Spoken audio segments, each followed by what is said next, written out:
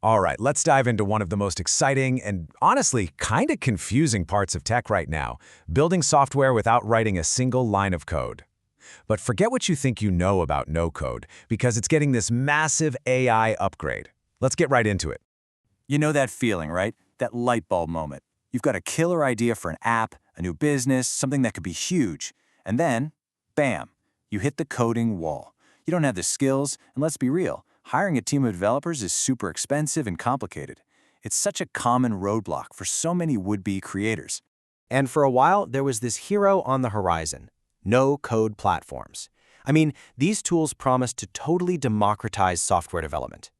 The whole idea was revolutionary. Instead of writing all this complex code, you could just use these visual drag-and-drop interfaces to build real working apps. It was a genuine leap forward. But here's the thing you have to understand. The no-code universe wasn't just one big happy family. It basically split into two totally different worlds, and each one was designed to solve a very different kind of problem. Getting this split is the key to understanding everything that's happening now. So on one side, you had what we call app builders. These are the tools for creating a product from scratch, like a website or a mobile app. And on the other side, you had automation engines. Think of these as the digital glue that connects all the different apps you already use, creating these smooth, automated workflows. Let's start with app builders. The best way to think about them is like building a house from the ground up. You're creating the actual thing that a user is going to see and touch and interact with, a social network, an online marketplace, or even a complex tool for your own company. You're building the whole structure. And even within the world of app builders, there's a ton of variety. Just look at these two heavyweights, Bubble and Flutterflow. Bubble is an absolute beast for building really complex web apps, but yeah, the learning curve is steep, and you can't just take your code and leave. Flutterflow, on the other hand, is easier to pick up. It's fantastic for beautiful native mobile apps, and this is a big one, it lets you export your code. So the tool you pick really depends on what you're building and where you want to go with it long term.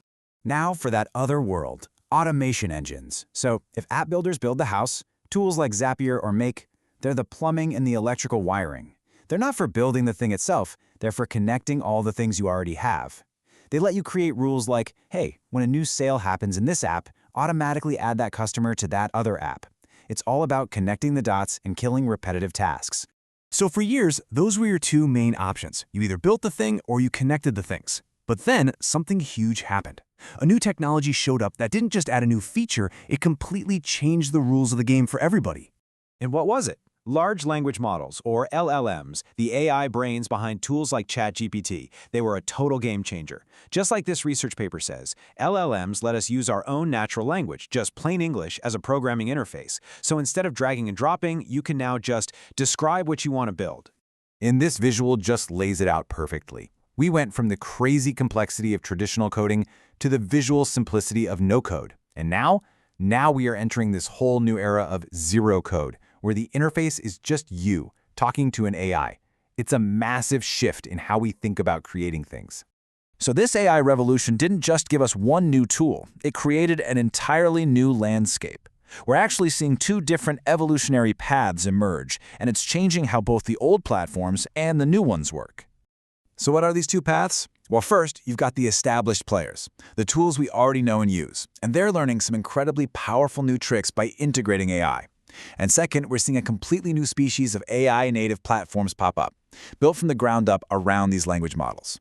The legacy tools are definitely not sleeping on this. For instance, Zapier rolled out agents, which are basically AI assistants you can build to automate work across thousands of apps.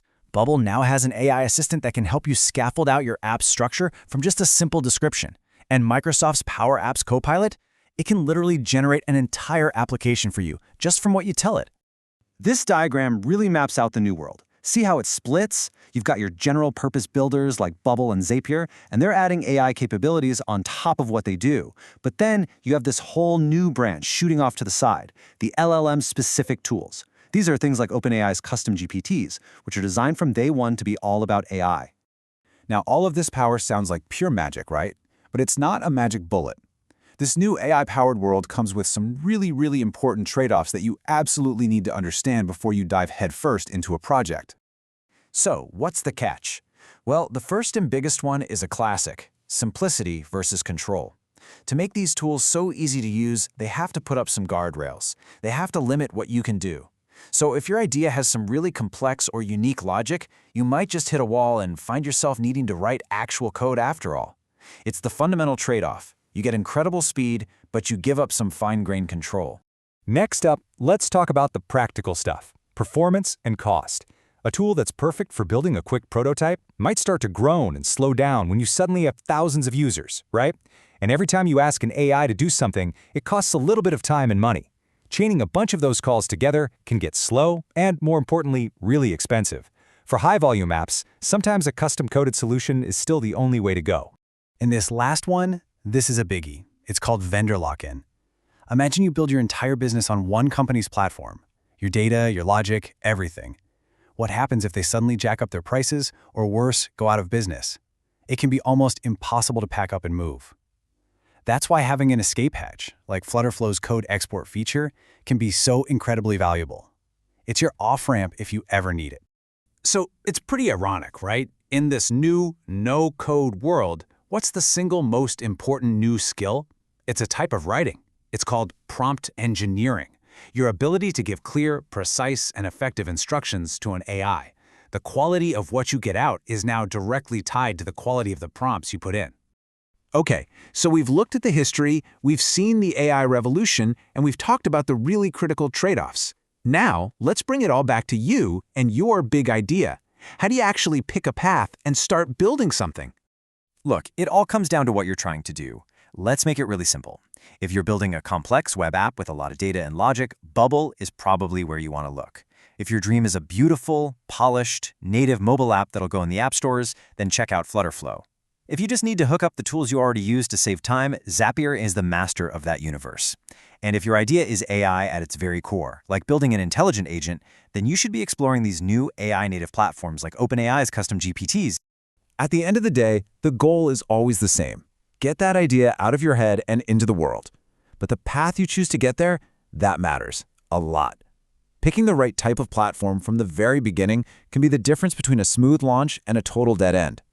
The barriers to creating have never, ever been lower. The ability to build really powerful AI-driven applications is no longer locked away for only those who can code.